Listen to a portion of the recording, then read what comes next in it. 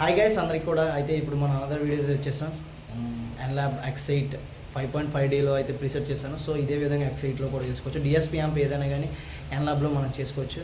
అయితే కనుక ఈ వీడియో అందరికీ కూడా షేర్ చేయండి. నేను మీ నుంచి అడిగేది నేను ఏది కూడా మిమ్మల్ని అడగట్లా. ఈ టాపిక్ అనేది సాధారణంగా ఎవరు కూడా చెప్పరు.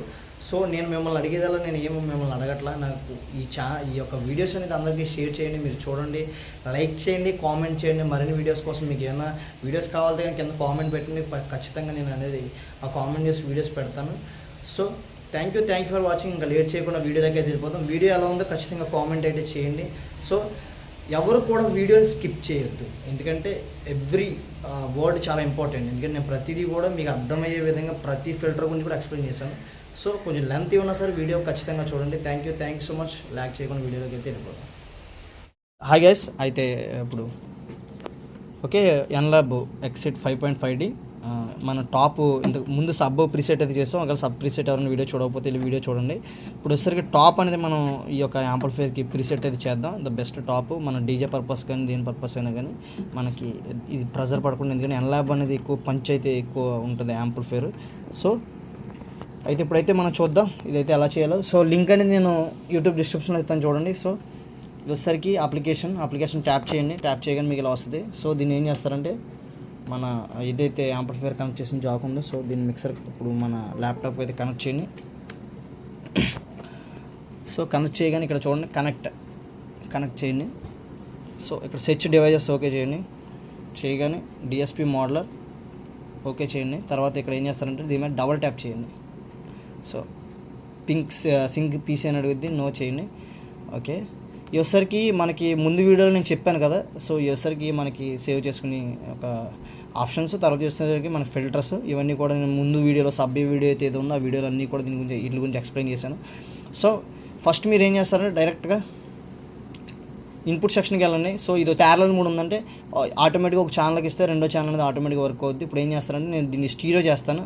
స్టీరియో ఓకే, వచ్చేసరికి స్టీరియో అయితే యాంప్లిఫైయర్ స్టీరియో అనేది చేశాను. ఏ నుంచి ఏకి, బి నుంచి బీకి స్టీరియో అయింది యాంప్లిఫైయర్. తర్వాత ఇన్పుట్ టీకి ఉంది, తర్వాత అవుట్పుట్ టీకి ఉంది, తర్వాత వచ్చేసరికి XOR. సో ఇప్పుడు నేను ఏం చేస్తానంటే టాపు బేస్ ఏదైతే ఉందో అది 100 హెడ్స్ నేను కట్ చేస్తున్నాను, చూసుకోవచ్చు. 100 హెడ్స్ హై పాస్. సో ఇది వచ్చేసరికి ఫిల్టర్ అయితే నేను బటర్ స్కాచ్ ఫిల్టర్ అయితే యూజ్ చేస్తాను. తర్వాత చూసుకున్నట్లయితే మనకు వచ్చేసరికి 48 నేను 48 అయితే ఎక్కువ యూస్ చేస్తాను. దానివల్ల ఏంటంటే నా బేస్ అయితే కరెక్ట్గా కట్ అవుతుంది, అక్కడికే కట్ అవుతుంది. సో ముందుకెళ్ళదు, ఇంకా ఏ ఫిల్టర్ వాడినా ముందుకనే వెళ్ళిపోతుంది. తర్వాత చూసుకున్నట్లయితే నేను చేస్తాను 16 kHz అంటే 16,000 kHz కరెక్ట్ రేంజ్. ఓకే, సరికి బటర్ స్కాచ్ ఇది వచ్చేసరికి 16, 18 ఇచ్చే ఇది వచ్చేసరికి 18 అంటే నాకు ఇదైతే ఉందో అది 20 kHz కింద ఇలా ఇచ్చేసుకున్నాను. సో చూసుకోవచ్చు ఇక్కడికి వచ్చేసరికి ఏంటంటే మనం బేస్ అనేది కట్ చేసాం, హైస్ అనేది కట్ చేస్తాం. వచ్చేసరికి channel 1 EQ, channel 1 cross over. తర్వాత వచ్చేసరికి దీన్ని కాపీ చేద్దాం. దీన్ని copy to output, copy to channel B.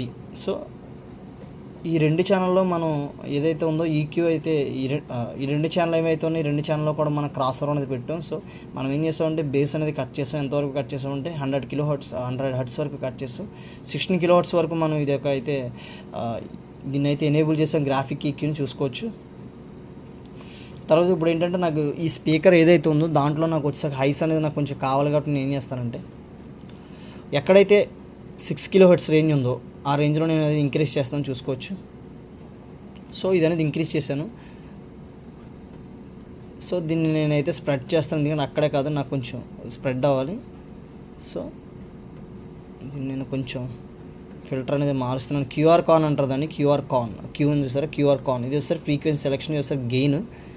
Okay, QR కాన్ ఏదైతే ఉందో అది నేను పెంచుకున్నాను. సో నాకు రేంజ్ ఏదైతే ఉందో అది హైస్ నుంచి లో మిడ్ వరకు కూడా స్ప్రెడ్ అయింది. సో దీనివల్ల ఏంటంటే నాకు మీరు చూసుకున్నది 5 kHz నుంచి ఈ యొక్క 16 kHz వరకు రేంజ్ అనేది నాకు ఇంక్రీజ్ అయింది. దీనివల్ల ఏదైనా హైస్ అనేది నాకు స్పీకర్లో పెరుగుద్ది.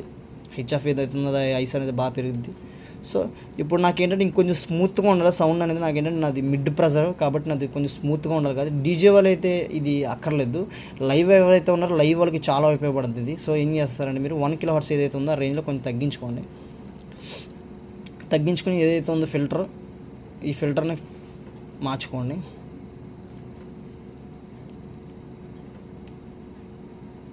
సో ఈ ఫిల్టర్ ఏదైతే ఉందో ఈ ఫిల్టర్ మార్చుకోండి. సో ఈ రకంగా డాట్ అయితే దింపండి. దీనివల్ల మీకు ఏమవుతుందంటే సౌండ్ అనేది చాలా స్మూత్గా ఉంటుంది. టాప్ ఏదైతే ఉందో టాప్ అనేది చాలా స్మూత్గా పడుతుంది.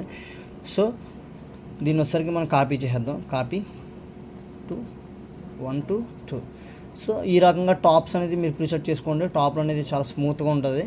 ఓకే, దీని వచ్చరికి మనకు లిమిటర్స్ వచ్చరికి 0 dB నేను చెప్పినట్టుగా 0 dB 0 dB